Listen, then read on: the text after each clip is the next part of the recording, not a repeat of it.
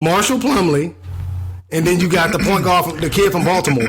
What was his name? He was a senior. He played.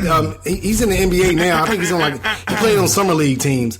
His name escapes me right now. Exactly, because you can't name the starter. But I don't. But you know that they was a great team. You know they won the championship. They were great, but they lost 4 games. They were a great team.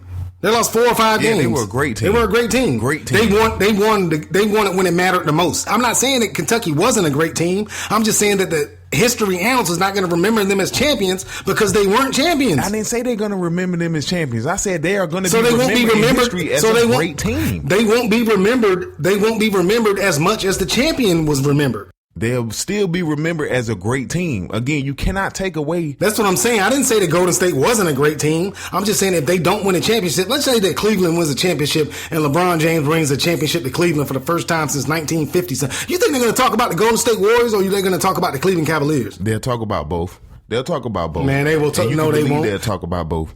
They've been talking about Golden State all season long. We're going to have to agree to disagree on that one, buddy. You can't go from talking about a team all season long to you don't ever talk about them again. They've been talking about Golden State all season long. I understand that. And just like seasons change, things change. If they don't win that championship, they're going to talk about the person who won the championship, man.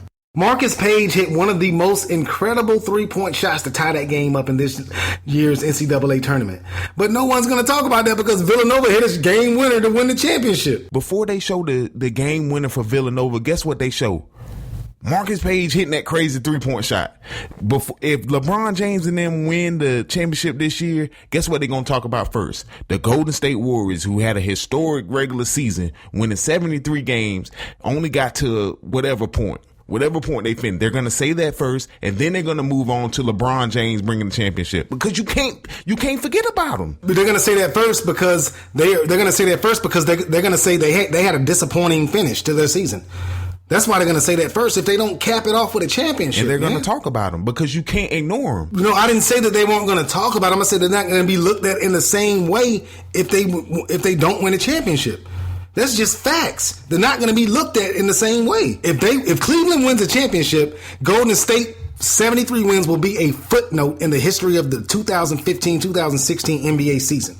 It's going to be how LeBron returned to Cleveland and fulfilled his promise of winning that championship. You know that's how it's going to be. I'm not saying that's right or wrong. That's just how it's going to be. And it's not right. And I'll go ahead and say it. It's not right that after everything that they put into that regular season, man, and setting that record that, people, write the narrative that it means nothing if they didn't win the championship. What do you mean it means nothing? Tell that to Steph Curry's ankles. Tell that to his knees.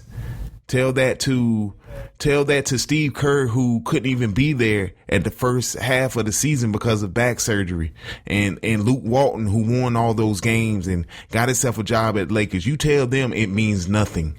You tell Draymond Green, who put his heart and soul on the floor every game, never takes a night off. You tell him that those 82 games, those 73 wins mean nothing.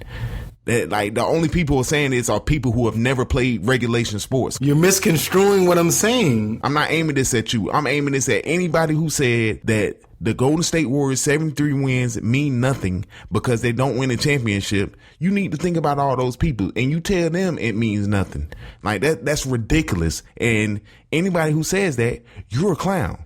We got to go to commercial break.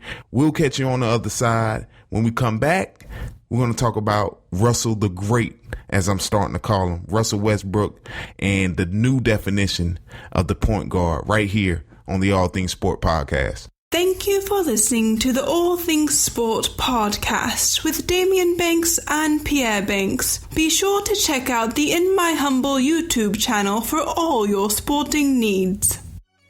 Pierre Banks here, thanking you all for listening to the All Things Sport podcast. Please subscribe for much more of the show. Also, join myself and Rudy Mondragon for In My Humble, the Split Decision, where we discuss all things boxing and what is just our humble opinion on the In My Humble YouTube channel. What you ain't heard? Somebody done told you wrong, punk. It's the All Things Sport podcast with Damian Banks and Pierre Banks. Latifah, party's right here. On Spreaker Radio.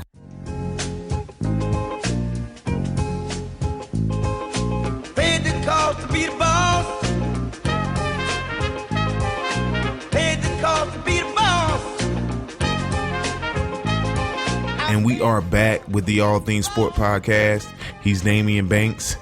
I'm Pierre Banks. And I'm still seething at the thought of the numerous people who have gone on television, radio, and the sort saying that with 73 wins in the regular season, if the Golden State Warriors don't win the NBA championship, that means absolutely nothing. Like, these are people who have never sniffed being a part of the National Basketball Association, people who have no idea what it takes to even play 82 games, let alone win 73 games. And they're going to tell those guys that everything that they've accomplished means nothing if they don't win the championship. Are you kidding me? Well, Pierre, you're basically upset with, myself and, pretty much the world, man, because, people are pretty much downplaying those 73 wins. But don't be upset with me. Be upset with your favorite player who has the potential to bring those emotions and those comments about. Russell Westbrook is on a tear in that Western Conference Finals versus the Golden State Warriors. And we've discussed Russell Westbrook on podcasts in the past, man. The same Russell Westbrook who had 18 triple-doubles in the regular season has taken so much flack from fans and pundits alike who have said that Russell Westbrook is not a real quote-unquote point guard. And again, these are things that boggle my mind. How can Russell Westbrook, the man who averaged over 10 assists a game during the regular season, not be considered a true point guard? I talked to someone earlier this week who said that she considers Steph Curry to be more of a true point guard than Russell Westbrook. My jaw hit the floor, Damian. You know how I feel about Russell, man. Love Russell's game. One of the best players in the NBA. Arguably the best player on his team, and his teammate is Kevin Durant. But, looking back in the annals of basketball, a traditional point guard, Russell Westbrook, does not fit into that mold. There's only a few in the NBA right now, man. The game has evolved. When a lot of people, the old heads, so to speak, think of a point guard, they think of Chris Paul. Someone who is determined to get everyone else involved first, and then they go after and get theirs. They run, they don't shoot a lot. They don't lead the team in shooting. They don't, they're a traditional run what the coach tells you to run, set all your teammates up. Then you get yours. Basketball has evolved to the point where you're going to have more Russell Westbrooks running that quote unquote point guard position, an attack guard who handles the ball predominantly in that offense. Russell is an attack. I look at him. I don't say he's a point guard. I say he's an attack guard who handles the ball predominantly for the Oklahoma City Thunder. Not taking anything away from those double-digit assists that he averaged in the regular season. But a lot of people who are traditional basketball, enthusiasts think of him as a two-guard playing the point guard position. Now, I don't think of him as a two-guard because he's not a great shooter. I think of two guards being great shooters. Russell Westbrook is just a fantastic basketball player who happens to run the point guard position for the Oklahoma City Thunder. I think when he steps on the court, he's thinking attack. Attack, score, and, make the best possible decision basketball-wise. Now, I don't look at him as being a point guard, not taking anything away from his skill set. He's a great player. But when I think of point guards, I think of Chris Paul. Now, you go ahead and lambast me. Go ahead and have at it. I want, like Los B say, I want you to yell at me. Well, that's exactly what I'm going to do. Because when you say when old heads think of a point guard, they think of Chris Paul. Well, Chris Paul, a great point guard, don't get me wrong. 4th in the NBA in assists this season with 10 assists a game. Just a phenomenal mark. And Chris Paul does a phenomenal job every time he goes on the floor. Russell Westbrook was 2nd in the league in assists with 10.4. So he actually averaged more assists a game than Chris Paul. So again, these are arguments that I'm hearing from people that saying that he's not a traditional point guard. He doesn't do this. He doesn't do that. This guy averaged 10.4 assists a game. That was second only to Rajon Rondo.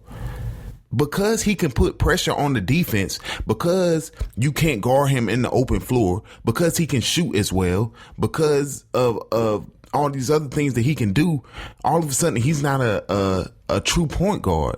Since when did being an exceptional athlete disqualify you from being a point guard? I didn't say anything about his athleticism in my rant. I didn't say anything about Russell's athleticism. I was just saying I don't get too much into analytics. Numbers are great. They're awesome. I believe LeBron James is the best player in the NBA. He clearly doesn't lead the NBA in scoring, rebounds, or assists, but I believe he's the best player in the league. So I don't get too much into numbers. I'll just go into my eye test. And if you put Russell Westbrook at the two guard, he could play two guard. He could play that position. You know, like Chris Paul couldn't play two guard. He's not nearly as explosive as Russell Westbrook, and that's not you don't hold this explosiveness against him, but he doesn't have that mentality to play two guard. You know, Russell Westbrook he doesn't have a mentality where, you know, I'm going to try to set everybody up. I'm going to try to run the team, run the offense. He's an attack guard. And those assists are a byproduct of him attacking. Now, again, I'm not an analytics guy. I know analytics is big in sports right now. I'm just going off my eye test. And again, Russell Westbrook, one of the top 5 players in the NBA. But when I think about him, I don't think about a point guard. That's all I'm saying. Now, right or wrong, I just don't think about, when I think of point guard, I think of Russell Westbrook. Well, Russell Westbrook is listed as a point guard. He is the point guard of the Oklahoma City Thunder. And when he brings the ball down the court, does he attack? Sometimes, sure he does, and that's a part of his game. But does he also come down the court, set up the offense, and run it the way that Billy Donovan wants it to be run, and Scott Brooks before him? Absolutely. If not, he would not be on the floor.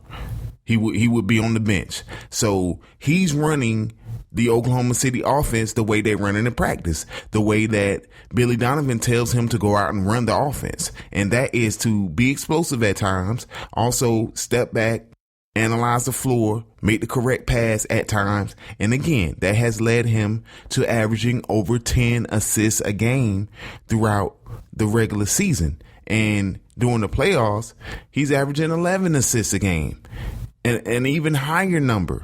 Does he score a lot of points? Yes. Does he take a lot of shots? Yes. At times he does.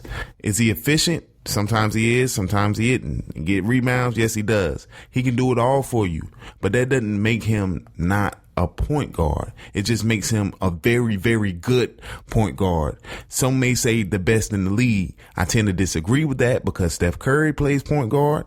And to me, Steph Curry is in the league with LeBron James, and those two are just in the league of their own. But,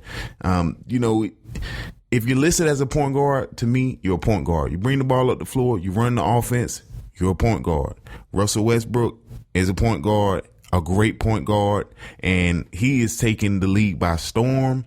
And, youngsters watching them today will result in Russell Westbrook transcending the game from the days of John Stockton to Russell Westbrook being the new prototypical point guard. Yeah, again, that's what I was saying. Like, traditionally speaking, people don't look at him as a point guard, but the NBA has evolved. Basketball has evolved. In the future, the way he plays is going to be, the way he and Steph Curry play are going to be what point guards play like. You got kids now that, they look at Steph Curry as like, I want to play like Steph Curry instead of I want to play like Mike.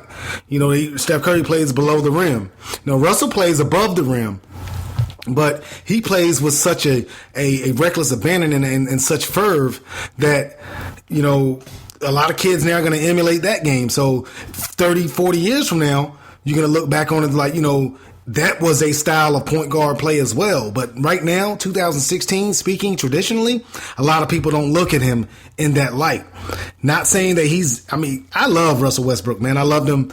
Like, a lot of people, when he got drafted so high out of one season out of UCLA, and they were like, what are they doing? I'm like, I'm telling you, man, that guy can play, man. He couldn't shoot to save his life.